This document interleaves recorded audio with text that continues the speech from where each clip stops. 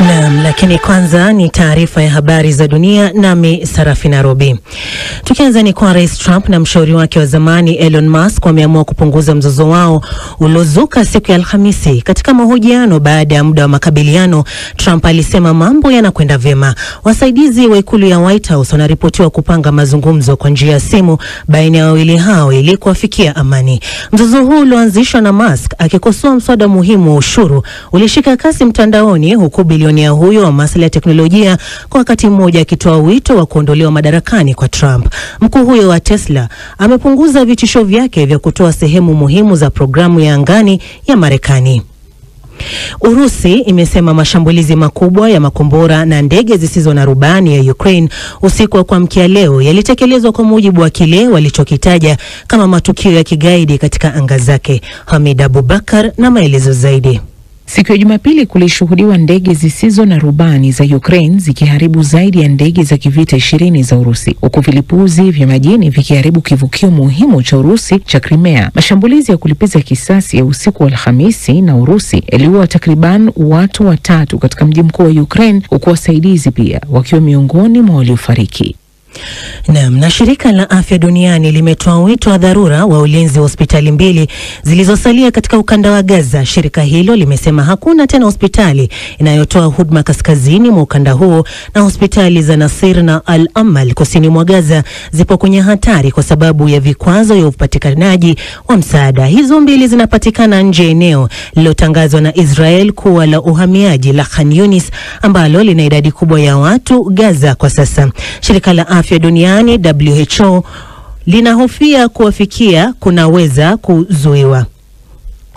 Na tukiendelea ni kuwa mahakama nchini Norway imemhukumu kwa miaka 21 gerezani mtu mmoja aliyekuwa daktari kwa mashtaka 70 ya ubakaji. Arne Bae alikuwa tayari ashakiri mashtaka zaidi ya 20 ya ubakaji kwa wagonjwa wake. Waathiriwa wake wana umri tofauti kutoka miaka 14 hadi miaka takriban 70. Polisi wa Norway wamepata kanda za video za mamia ya masaa ya unyanyasaji wa kingono kwa siri zilizorekodiwa. Zilirekodiwa kwa muda wa kipindi kirefu kwa miaka mingi hadi mwaka 2022 katika vijiji vya pwani ya Frosta karibu na Trondheim. Na makundi ya upinzani nchini Burundi yanalalamika kuhusu ukiukaji mkubwa wakati uchaguzi wa bunge siku ya Alhamisi. Chama kimoja cha CNL kilisema watu walinyimwa haki ya kupiga kura kwa siri na wengine kulazimishwa kuchagua mgombea kutoka chama tawala. Chama kingine cha upinzani cha FPI kinasema wanachama walishuhudia sanduku la kura likijazwa. Tume ya uchaguzi nchini Burundi imesema hakuna ushahidi wa kuunga mkono madai hayo. Miaka 7 iliyopita katiba ilifanywa marekebisho na kuongeza muda wa Rais Evariste Ndayishimiye madarakani hadi mwaka 2034. Hii ni BBC. Namna hiyo taarifa ya habari za dunia imesomwa kwako na Sarafina Robi. Ni matangazo ya Dira ya Dunia nchini Tanzania tusikilize kupitia CGFM, Classic FM na Abud FM. Nchini Uganda ni Radio Faida na Radio Kitara. Nchini Kenya yategea sikio matangazo haya kupitia Nyota FM na Gulf Radio, na DRC ni Radio Muungano Beni. Yako pia kwenye mtandao wetu wa tovuti yetu ya BBC Swahili, andika tu bbcswahili.com, na kwenye Facebook andika BBC Swahili. Jioni hii upo nami Leonard Mubali, lakini pale baadaye utaungana na mwenzangu Ron Cliff Oditi akija na mjadala wa leo. Tuanze yale tuliokuandalia jioni ya leo. Rais wa Marekani Donald Trump amesema hana nia ya kuridhiana na Elon Musk baada ya jana kurushiana cheche za maneno katika mitandao ya kijamii. Rais Trump ameviambia vyombo vya habari vya Marekani kuwa Bwana Musk, mtu tajiri zaidi duniani, amewehuka. Samia Wami na taarifa zaidi. Nimesikitishwa sana kwa sababu Elon alijua kilichoko ndani ya mswada huo. Nilisikitishwa kwa kweli kuona mswada wa matumizi makubwa ya fedha. Elon Musk na Donald Trump wamepishana na sasa kuna vita kubwa ya maneno inayoendelea kati yao, na dunia nzima imeshika bisi kufuatilia piga ni kupiga hiyo. Lakini mgogoro wao huu umeanzaje? Wengi wanaamini tatizo lilianza kuonekana hadharani baada ya Musk kukosoa mswada mpya wa fedha wa serikali ya Trump. Musk amesema mswada huo unaenda kuongeza matumizi ya serikali maradufu na kuongeza deni la taifa. Hii ni kinyume na sera aliyokuwa akiipigia chapuo Trump, ambapo hadi akampa Musk kazi maalum kabisa ya kutafuta mianya ya rushwa na ubadhirifu wa fedha serikalini. Trump yeye amekanusha madai haya. Anamshutumu Musk kwa kukasirika baada ya mswada huo kupendekeza kuondoa ruzuku kwa wazalishaji wa magari ya umeme, ambapo Elon Musk ndio mzalishaji mkubwa wa magari hayo. Donald Trump si mgeni wa mitifuano hii. Katika awamu yake ya kwanza alitifuana na karibu nusu ya utendaji wake waandamizi, ikiwa ni pamoja na makamu wake wa rais Mike Pence. Lakini wengi hawakutarajia kwamba wawili hawa wangevurugana mapema hivi, hasa kutokana na mahaba aliyokuwa nayo tangu mwanzo kabisa wa kampeni za urais. Musk alianza kumuunga mkono Trump rasmi baada ya jaribio la kupigwa risasi kwa Trump akiwa katika mkutano wa kampeni. Kuanzia hapo, Musk alianza kutumia mtandao wake wa X kueneza sera za Trump na kuchangia zaidi ya milioni 220 kwa kampeni za Trump. I gave a little special something we have here. Wawili hawa walishibana sana kiasi kwamba Musk alionekana kuwa karibu na Trump kuliko hata makamu wake wa urais wa Trump, J.D. Vance. Baada ya kuingia madarakani, ushawishi wa Musk kwa serikali ya Trump ukazidi kuongezeka. Hata akawa mshauri wa karibu sana wa sera za serikali ya Trump kwenye mambo mengi tu, ikiwa ni pamoja na kupunguza misaada ya Marekani nje ya nchi, kufungwa kwa shirika la USAID, vita vya Urusi na Ukraine, na hata kuwekwa kwa vikwazo kwa serikali ya Afrika Kusini. Wengi wanaamini kuna kitu kimetokea nyuma ya pazia, maana hata ugomvi wao huu sasa umehama kutoka katika kutofautiana kwenye masuala ya sera na sasa umekuwa binafsi. Elon anamshutumu Trump kwa kuwa mmoja wa wageni wa kashfa kubwa ya sherehe ya unyanyasaji wa kingono kwa mabinti wadogo zilizokuwa zikiandaliwa na bilionea Jeffrey Epstein, aliyekutwa amekufa akiwa gerezani. Elon anakwenda mbali na kusema isingekuwa yeye, Trump asingeshinda uchaguzi. Bilionea huyo pia amemwita Trump muongo. Elon hata anataka Trump aondolewe madarakani na nafasi yake ya urais apewe makamu wake J.D. Vance. Trump naye anajibu mapigo akimwita Elon muongo na kwamba ameifahamu vizuri au ameufahamu huu mswada vizuri tangu mwanzo kabisa. Lakini pia amemwita muongo kwa kutokutimiza ahadi aliyokuwa imeiweka ya kupata mabilioni ya fedha ya ubadhirifu wa serikali kupitia taasisi ya Doge. Rais huyo wa Marekani anatupilia mbali mchango wa Elon katika uchaguzi wake na kudai kwamba angeweza kushinda vizuri tu hata bila msaada wa bilionea mfanyabiashara huyo.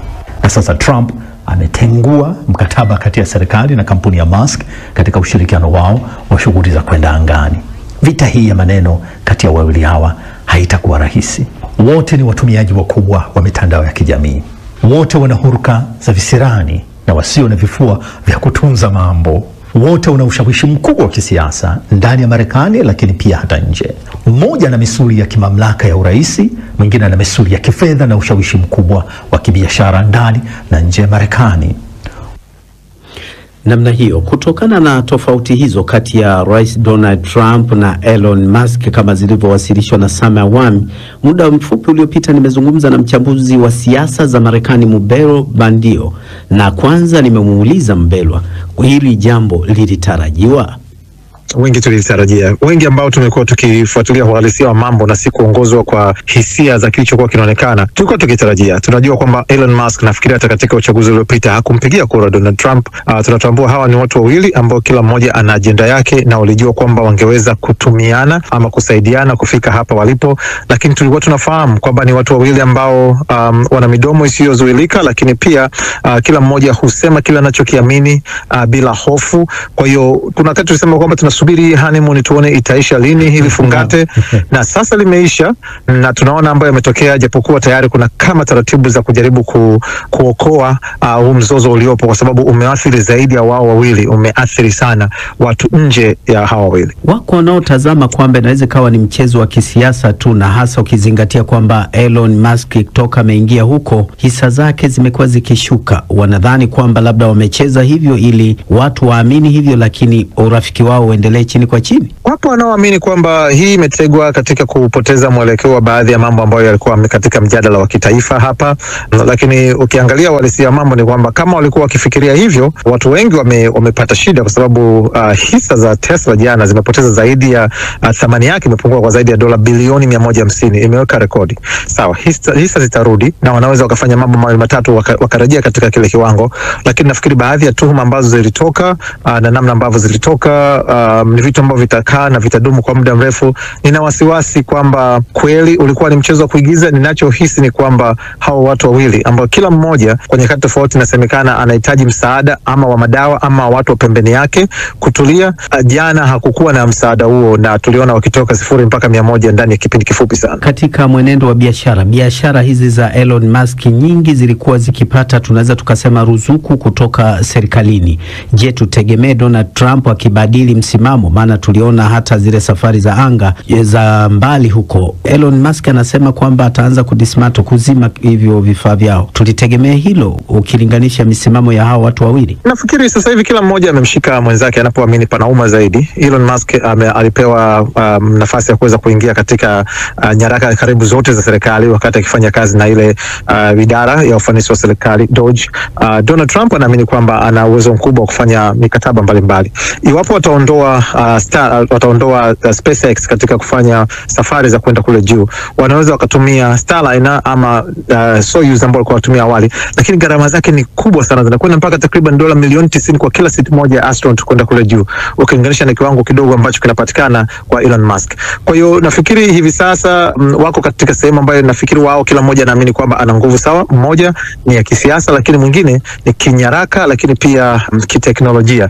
Sidhani kama hili litaruhusiwa kwenda mbele, kwa sababu tulipofikia hivi sasa ama walipofikia hivi sasa, hata kama umpendi yeyote, unajua fika kwamba ugomvi wao lazima utatuathiri. Ni mtu anasema kwamba ni kama vile Godzilla na King Kong wanapigana, hapa anayeathirika ni mwananchi tu ama mwanakijiji. Turejee sasa nyuma kuangalia ule urafiki wao, kwa sababu si watu waliokuwa karibu zaidi, lakini ghafla tukaona mara baada ya Donald Trump kuingia amemkabidhi funguo nyingi tu. Ni nini kiliwaunganisha ghafla namna hiyo? Tukirudi nyuma, wakati tunaanza kuzungumza wakati wa kampeni, watu wengi waliamini Donald Trump alifanya chochote alichokuwa akitaka kuhakikisha kwamba anachukua madaraka, kwa sababu alikuwa na kesi ambayo pengine ingempeleka jela.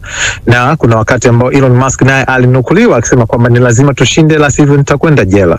Nafikiri wote walikuwa pale katika namna moja ya kujiokoa wao wenyewe, na waligundua kwamba inawezekana adui wa adui yako anaweza akawa rafiki yangu. Walitengeneza namna ya kuamini kwamba Democrats walikuwa ni adui kwao, kitu ambacho sasa hivi unaanza kuona hata Elon Musk akianza kuwaza, kwa sababu Democrats ndio walikuwa wakijaribu kumpa ruzuku kutokana na masuala ya magari ya umeme na kila kitu ambayo Donald Trump amesema ataondoa ili arudi katika masuala ya kutumia gas. Kwa hiyo naamini hawakuwa na mahusiano, hawakuwa na urafiki, walikuwa wana maslahi yanayofanana, walikuwa na ushirikiano ambao ungeweza kuwapeleka katika sehemu moja, lakini hawa si marafiki. Elon Musk ametamba kwamba isingelikuwa mimi, Donald Trump asingeweza kuingia ikulu ya White House. Anamaanisha nini hapo katika mchango wake? Ameweka zaidi ya robo bilioni ya pesa kwa ajili ya kumsaidia Donald Trump. Zaidi ya nafikiri ilikuwa ni dola milioni 280. Katika uchaguzi uliopita pesa zilifanya kazi kubwa sana, sio tu katika kusafirisha, lakini katika kuweka matangazo. Walikuwa wanaweka matangazo katika NBA. Kuna kipindi ambacho walikuwa wanaweka matangazo katika vitu ambavyo vina asilimia kubwa vinaangaliwa na watu weusi, lakini kuweka matangazo ambayo yanaonyesha jinsi ambavyo uchumi wa Joe Biden